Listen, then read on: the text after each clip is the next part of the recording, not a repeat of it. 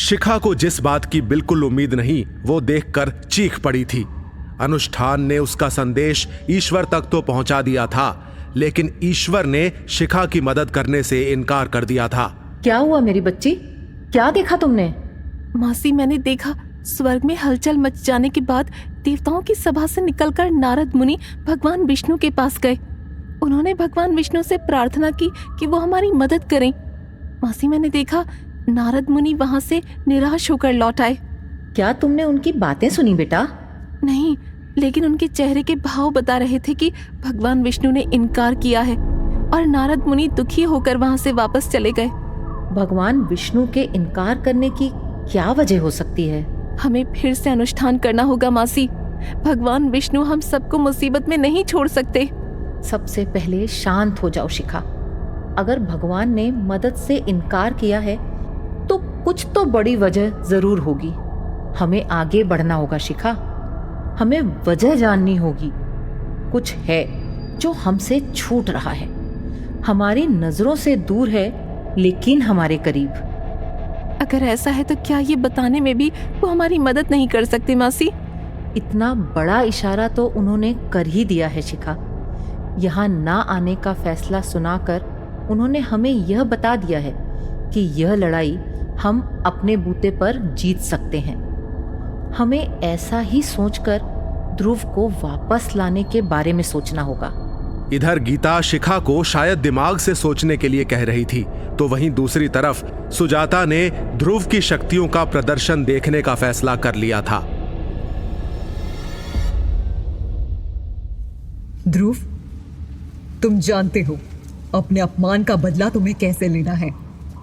शिखा जो चाहती है उसे दे दो ध्रुव, लेकिन मेरे तरीके से, ताकि उसे वो दर्द मिले जो उसके खून बहाने से भी नहीं मिलेगा। मैं समझ गया आप क्या चाहती हैं सुजाता माँ। मैं आपकी इस आज्ञा का अभी पालन करूंगा।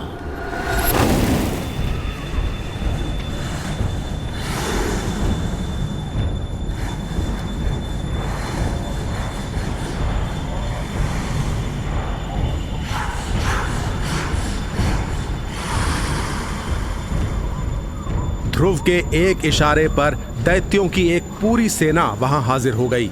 उसने पृथ्वी पर आक्रमण करने का इरादा बना लिया था, लेकिन उसका अगला शिकार कौन था ये अब भी उसने उजागर नहीं किया था।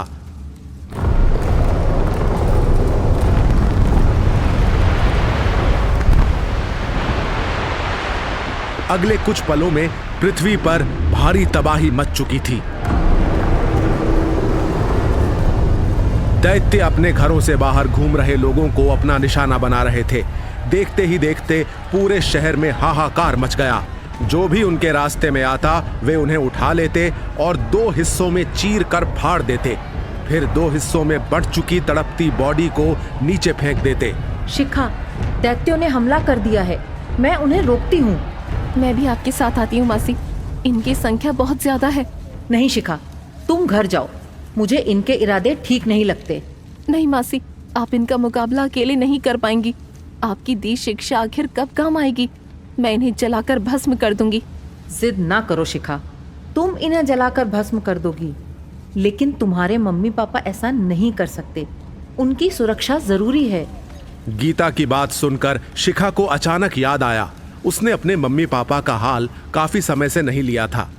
ठीक है मासी, मैं घर जाती हूँ। आप इन दैत्यों को शहर से बाहर मत जाने देना।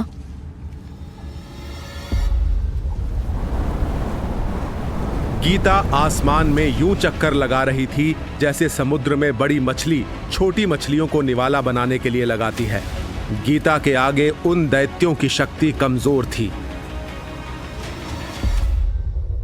उधर ध्रुव गीता को दूसरे दैत्यों के बीच उलझाकर शिखा के घर पहुंच चुका था। यहां माहौल शांत और सुकून से भरा था। ध्रुव ने भी ऐसा कुछ नहीं किया जिससे वहां हलचल मच जाए। वो धीरे से घर की खिड़की के पास आया।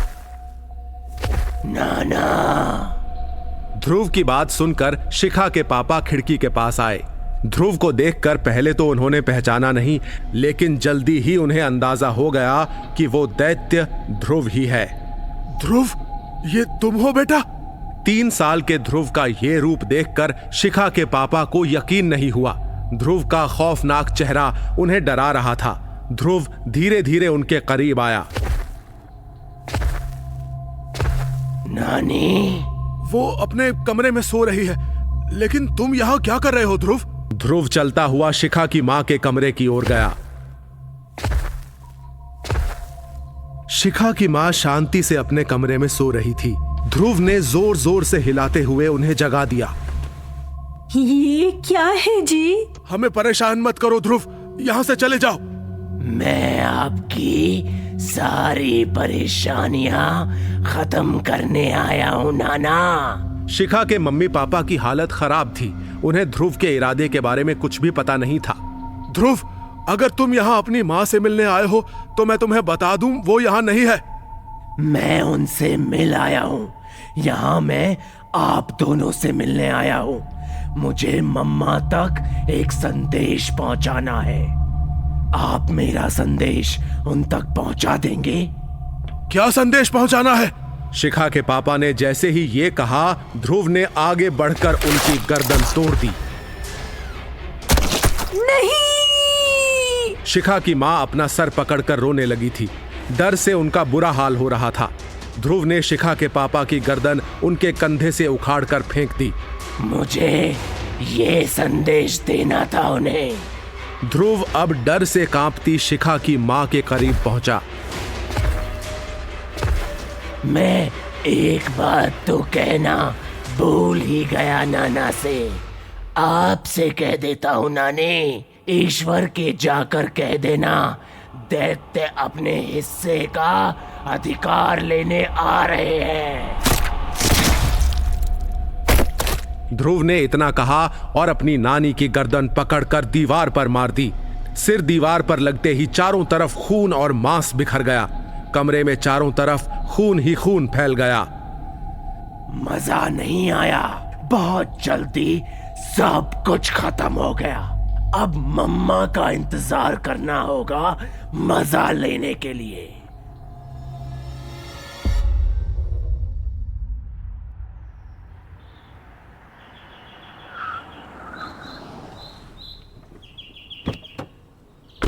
कुछ समय बाद घर के बाहर कार रुकने की आवाज आई। कार में शिखा थी। घर के आसपास शांत माहौल देखकर उसके दिल को थोड़ा सुकून मिला।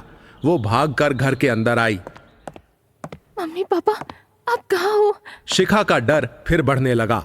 घर के अंदर इस तरह की शांति उसने कभी महसूस नहीं की थी। उसका दिल अब घबराने लगा था। मम्मी पापा, आप कहाँ हो? क्या आप कमरे में हैं? शिखा आवाज लगाते हुए अपने मम्मी पापा के कमरे के बाहर पहुंची। उसकी नजर खून की धारा पर पड़ी जो दरवाजे के नीचे से बहती हुई बाहर तक आ चुकी थी। पापा, मम्मी! शिखा दरवाजे को धक्का देते हुए कमरे के अंदर घुस गई और कमरे के अंदर का नजारा देखकर उसका सर घूम गया। उसके हाथ पांव कांपने लगे थे। उसके होंठ से एक शब्द बाहर नहीं आ पा रहा था। शिखा के मम्मी पापा की लाशें बेड के पास पड़ी हुई थीं। उनके चिथड़े पूरे कमरे में ऐसे बिखरे पड़े थे जैसे किसी ने तकिए से रुई नोचकर बिखेर दी हो। पूरा कमरा खून से भर चुका था। शिखा ने पास जाकर अपने पापा का सिर उठा लिया। वो चलते हुए फिर अपनी मां के पास आई और उन्हें गले लगा लिया।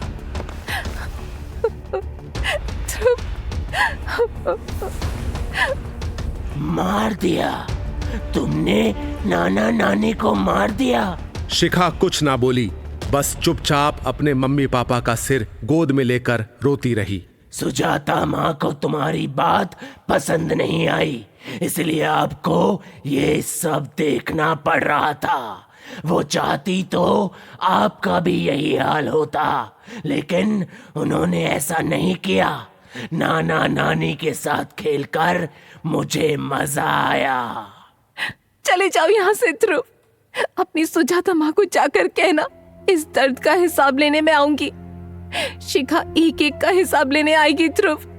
अगर मेरे बेटे ने इनकी हत्या की होती तो मैं उसे कभी माफ नहीं करती, लेकिन ये हत्या मेरे बेटे ने नहीं की, उससे करवाई गई है। मैं तुम्हें इसकी सजा नहीं दूंगी। इस सजा की हकदार सुजाता है। शिखा ने ध्रुव को माफ करके उसके दिमाग में कई सवाल छोड़ दिए थे। ध्रुव का इरादा कुछ और भी था, लेकिन शिखा की बातें सुनकर उसका ध्यान दूसरी ओर चला गया। ध्रुव धीरे धीरे कदमों से पीछे हटा और खिड़की के पास जाते ही आसमान में कहीं गायब हो गया।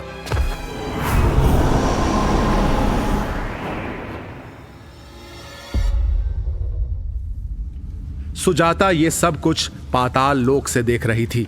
ध्रुव ने अपना रास्ता बदल लिया था। वो पाताल लोक से दूर जाता दिखाई दे रहा था।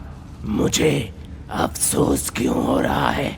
मैं देखते हूँ इंसानों से मेरा कोई नाता नहीं, फिर भी उस लड़की की बात सुनकर मुझे बुरा क्यों लगा?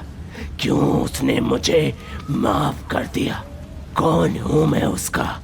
मेरे अंदर की ये दैत्य शक्तियाँ मुझे अपनी क्यों नहीं लगती? मैंने उस स्त्री के माता पिता की बेरहमी से हत्या कर दी, लेकिन फिर भी उसने मुझे माफ कर दिया। मुझे दंड देने की कोशिश भी नहीं की।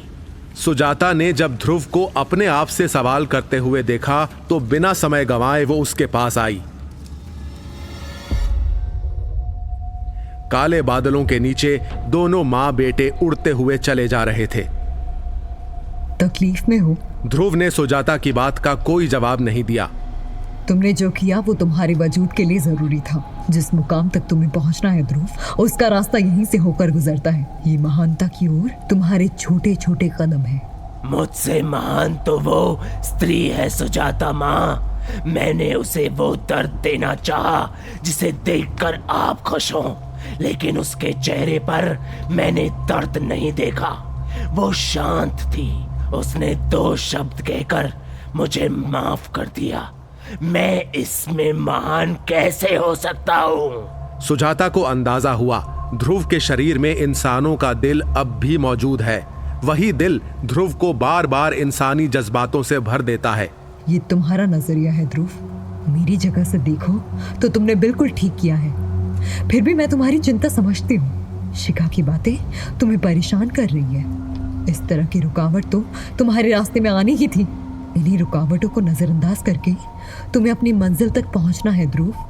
तुम चाहो तो मैं तुम्हारी इस दुविधा में मदद कर सकती हूँ। शिखा का जादू तुम पर ना चल सके, इसका तरीका है मेरे पास।